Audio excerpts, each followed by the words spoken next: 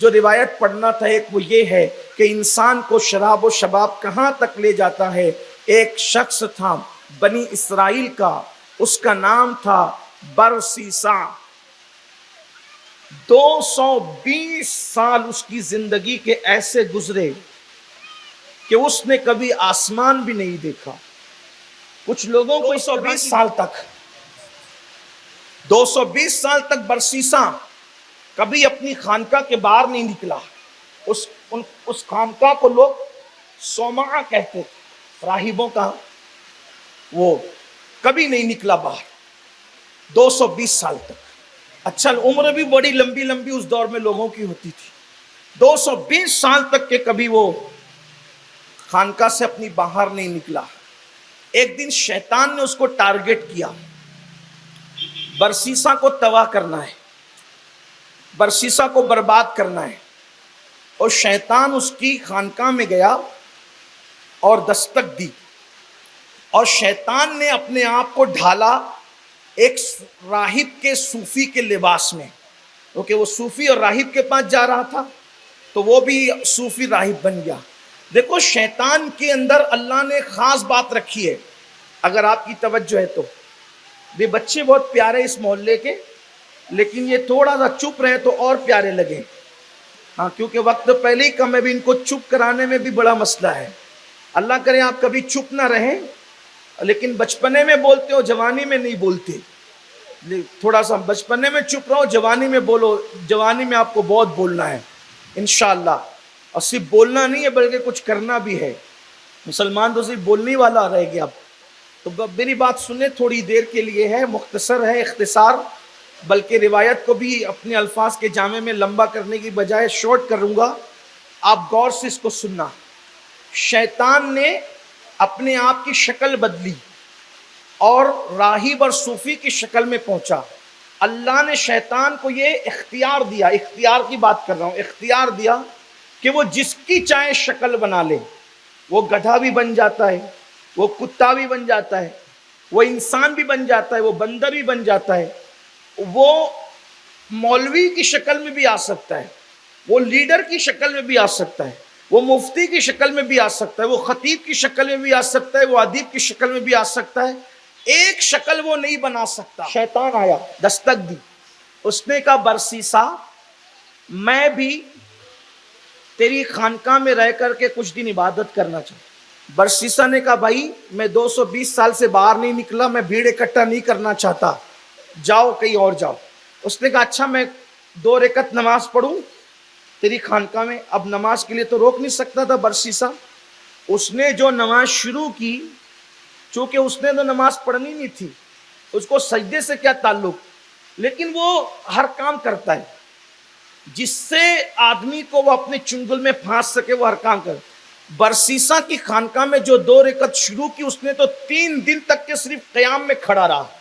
برسیسا دیکھ کر حیران رہا کہ یا اللہ، میری عبادت پہ فرشتے بھی حیرت کرتے ہیں، لیکن یہ ایک قیام میں 3 دن نہ کھاتا ہے نہ پیتا ہے نہ سوتا ہے. 3 دن وہ متاثر ہو گئے. برسیسا متاثر ہوا تو اس نے 3 دن کے بعد نماز پوری کی. تو بولا کہ بھائی تم تو مجھ سے بڑے ہو یار، بڑے عابد ہو، میں تو کھاتا بھی ہوں سوتا بھی ہوں، اور تم، اور یہ مزہ عبادت میں کیسے آتا ہے کہ بھوک بھی نہیں لگتی پیاس بھی نہیں لگتی. شیطان نے کہا تو نہیں کرے گا، تیرے بس کا نہیں ہے. دیکھو شیطان، اللہ کی پناہ، شیطان مردوس، کہا تیرے بس کا نہیں ہے، تو نہیں کرے گا. اب جب کوئی یہ بولتا ہے نا تیرے بس کا نہیں ہے، تو آدمی ضد میں آتا ہے. ایسے اگر کوئی اچھا تاجر ہو نا، ہوشیار دیڑ ہوشیار، تو وہ چیز بتا کے بولے گا کہ مولانا آپ نہیں خرید سکتے، اور پھر مولانا میں نہیں بھی طاقت ہوگی تو بولے گا کہ تو مجھے حقیر جانتا ہے، پھر میں دیکھ کیا تیری پوری دکان خرید لیتا ہوں. سیٹ صاحب آپ نہیں خرید سکتے، ایسا ہوتا ہے نا. تو اس نے کہا تو نہیں کر سکتا. اس نے کہا میں نہیں کر سکتا. کیوں؟ کہا یہ ذوق تیرے اندر نہیں پیدا ہو سکتا. کہا کیوں؟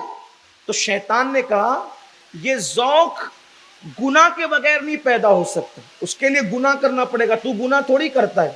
کرے استغفر اللہ، گناہ کر کے یہ ذوق عبادت کا کیسے پیدا ہوگا؟ کہا تو سمجھا نہیں بات کو، دیکھو کیسے گھما رہا ہے، تو سمجھا نہیں بات کو. کہا کیا؟ کہا کہ جب نیک لوگ عبادت کرتے ہیں تو ان کو اپنی نیکیوں پہ گھمنڈ اور بھروسہ ہوتا ہے، لیکن جب گنہگار عبادت کے لیے کھڑا ہوتا ہے تو گناہ کی وجہ سے خوف ملتا ہے، تو لذت ہوتی ہے، آنسو بہتے ہیں، ایک تصور بنتا ہے، اور یہ اور وہ پھر اس نے خوب باتیں کی. اس نے کہا اچھا بات تو تیری صحیح ہے، تو پھر کیا گناہ کروں، بتا کیا گناہ کروں. اس نے کہا کسی کا قتل کر، مرڈر کر کسی کا. اس نے کہا نہیں، میں نے انبیاء کی تعلیم میں سنا ہے کہ جو کسی کو قتل کرے گا اس پر جنت کی خوشبو بھی حرام ہے، قتل نہیں کر سکتا. بولے اچھا ٹھیک ہے نہیں کر سکتا قتل، کسی عورت کے ساتھ زنا کر. اس نے کہا استغفر اللہ، یہ تو اور بڑی بات ہے، اس لیے کہ جو کسی کے ساتھ زنا کرتا ہے تو اللہ کا عرش کانپتا ہے زنا جب ہوتا ہے زمین پر، اور زمین اللہ کی خشیت سے کانپتی ہے اور کہتی ہے کہ اللہ مجھے اجازت دے کہ میں 2 حصوں میں چر جاؤں، اس کو اپنے اندر دبوچ لوں، میں زنا نہیں کر سکتا. پھر ایک کام کا شراب پی. ہاں یہ تھوڑا سا آسان ہے، 1 کٹورا شراب پیئیں گے گنہگار ہو جائیں گے، پھر عبادت کا مزہ لیں گے. اب یہ شیطان دیکھو، ہنسنے کی بات نہیں، عبرت کی بات ہے. یہ برسیسا کوئی معمولی آدمی نہیں، اس کے 60,000 شاگرد تھے جو اس کا نام لے کر ہواؤں میں اڑتے، اس کی تربیت سے. آپ یہ معمولی لوگ نہیں ہیں میرے بھائی جن کا ذکر ہو رہا ہے. آپ کیا سمجھتے ہیں یہ ہم لوگ ہیں جنہیں استنجا کی سنتیں نہیں پتا اور جنت کے ٹھیکیدار بنے ہیں. آپ کو ہمیں پتا کیا ہے، ہمیں تو دین بھی نہیں پتا، کلمے کا مطلب بھی نہیں پتا، جو ہم مسلمان ہونے کے دعوے دار ہیں نا، اور پھر ہمیں یہ گھمنڈ ہے کہ ہم جنت میں نہیں جائیں گے تو کون جائے گا. یہ 2 ریکتی مسلمان، انڈا مچھی گوشت جس کی پہچان، بس یہ حالات ہیں، اور پھر گھمنڈ ہے کہ ہم جنت میں نہیں جائیں گے تو کون جائے گا. 60,000 اس کے شاگرد اس کی تربیت سے ہوا میں اڑتے تھے. آپ اٹھا کر کتابیں دیکھیں، برسیسا کی زندگی پڑھیں آپ. جس کے شاگردوں کا یہ عالم ہو، اس برسیسا کا عالم کیا ہوگا. لیکن جب اس نے کہا کہ شراب پی، شیطان نے کہا کہ شراب پیے گا، کہا یہ آسان ہے، کہا یہ ملے گا کہاں. فرشتے اس کی عبادت پہ حیران تھے. اب وہ شراب پینے کو مچھی کی طرح تڑپ رہا تھا، کیا کہ میں شراب پیوں گا تو مجھے عبادت میں لذت ملے گی. اللہ شیطان کے مکر سے ہمیں بچائے. کیسے گھماتا ہے، ہر آدمی کو اس کی فیلڈ کا بن کے ورگلاتا ہے، بہت ستاتا ہے. اللہ جسے بچائے وہی بچ سکتا ہے، بس اس کے مکر سے اور کوئی نہیں بچ سکتا. اللہ بچائے تو بس انسان بچے. اللہ سے بار بار اللہ کی پناہ مانگو. شیطان مردود سے اللہ بچا، اللہ بچا، اللہ بچا. کبھی غافل مت ہونا، سب سے بڑا انسان کا دشمن شیطان ہے.